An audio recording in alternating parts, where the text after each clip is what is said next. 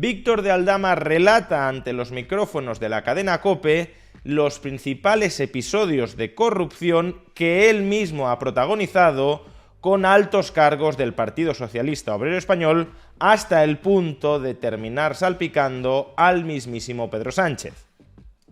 Veámoslo.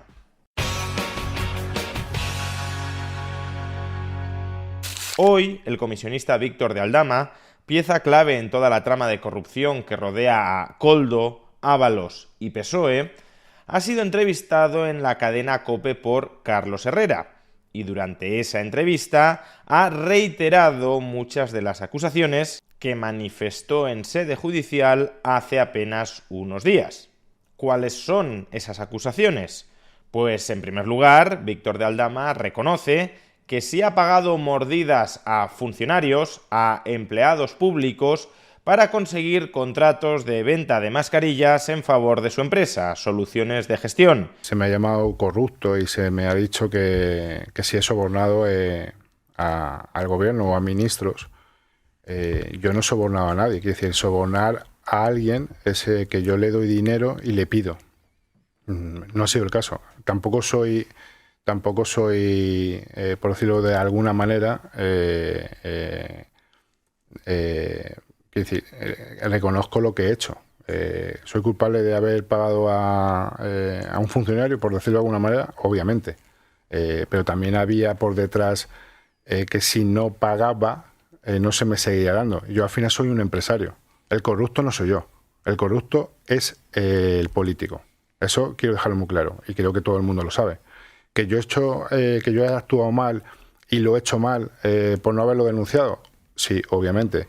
Pero también yo al final tengo una serie de gastos, tengo una serie de estructura, manejo una serie de gente en el que, pues en ese momento, obviamente lo que quería era pues hacer un negocio para que me vaya mejor la vida. Y parte de esas comisiones, según Víctor de Aldama, fueron a parar al que, por aquel entonces, era número 2 del Partido Socialista Obrero Español y, virtualmente también, número 2 del Gobierno de España, José Luis Ábalos.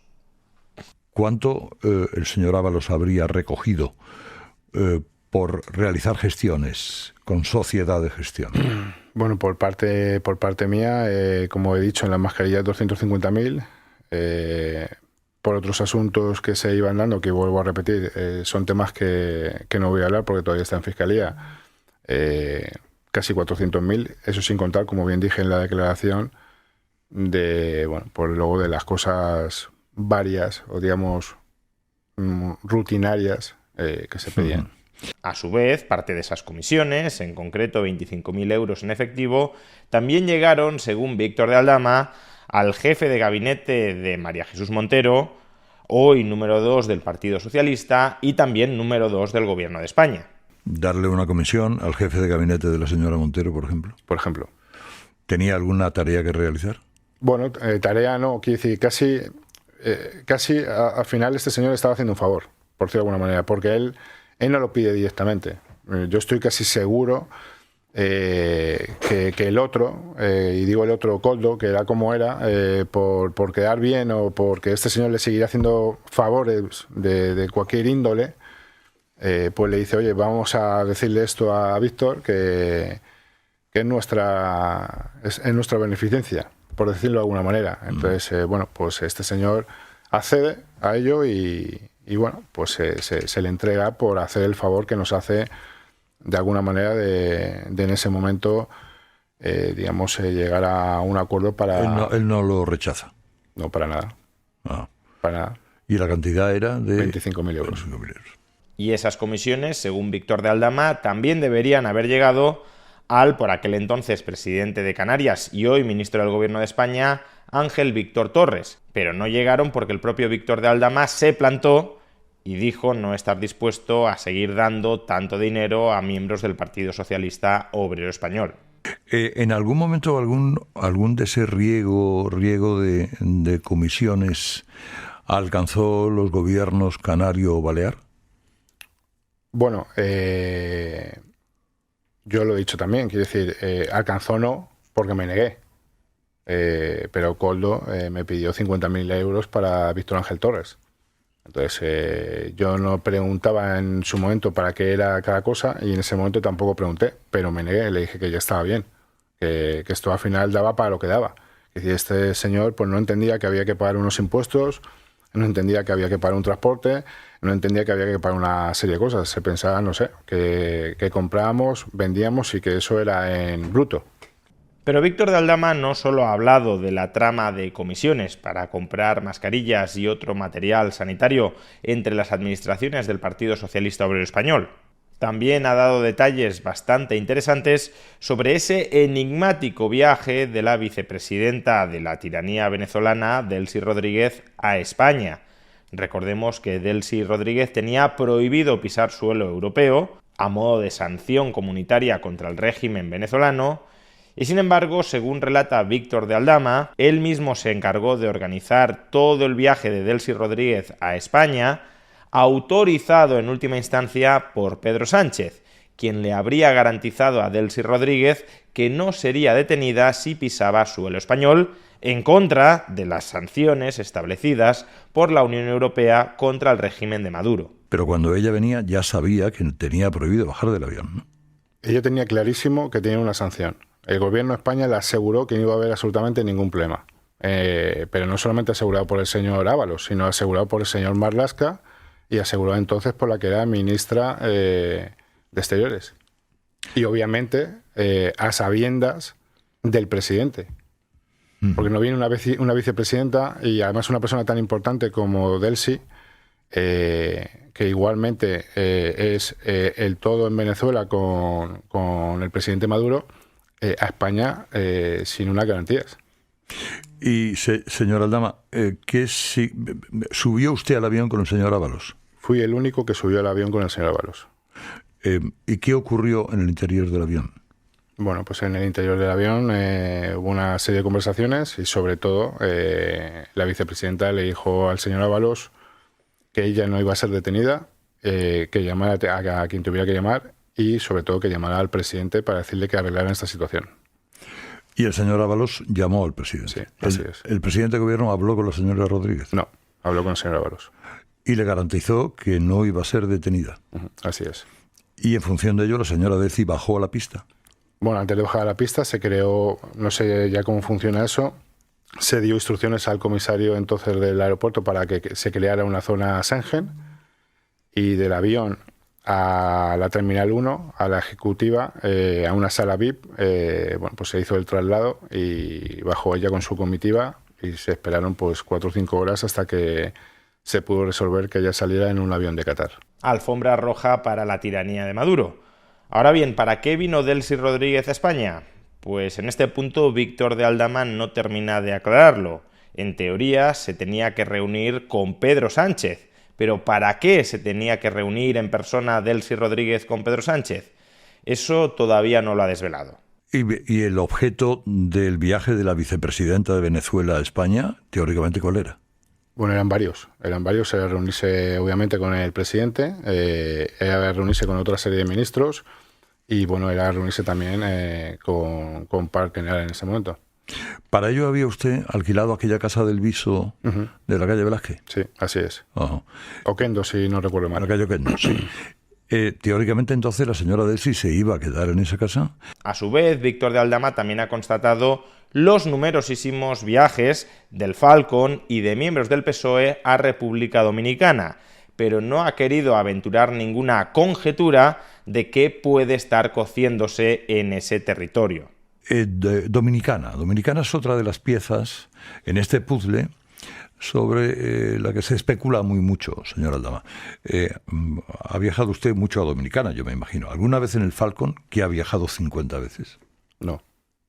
¿Y tiene usted idea de por qué ha visitado tanto aquella isla, aquella república?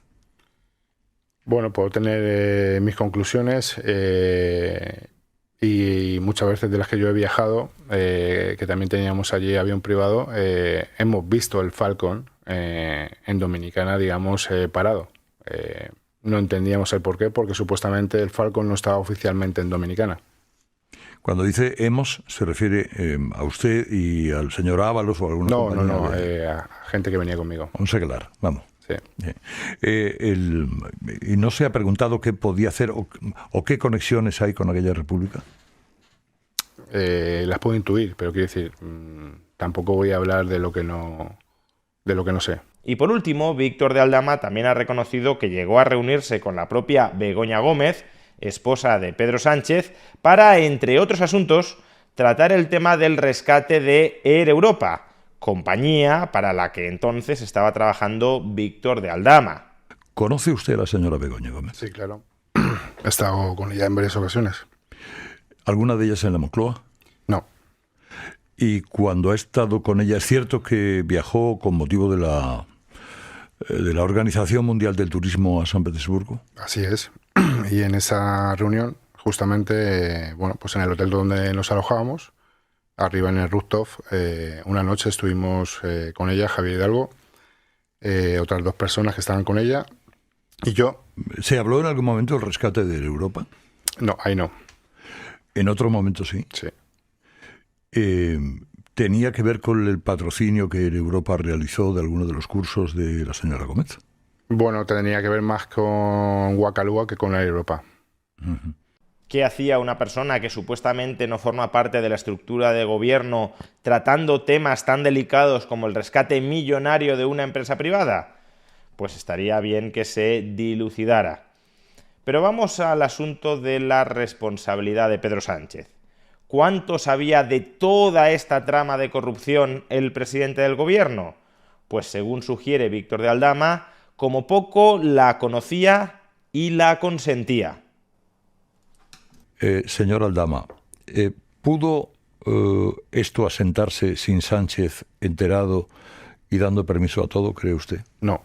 Y digo no firmemente porque el señor Sánchez, además comprobado por mí, si no llamaba 6-7 veces al día al señor Ábalos, no le llamaba ninguna vez, para consultarle todo. Que quiero volver a recordar, el señor Ábalos en ese momento era todo en el gobierno, hacía todo, era el que salía, digamos, como portavoz en las televisiones y en todos los sitios a nombrar o a decir cualquier cosa que pasaba en el gobierno.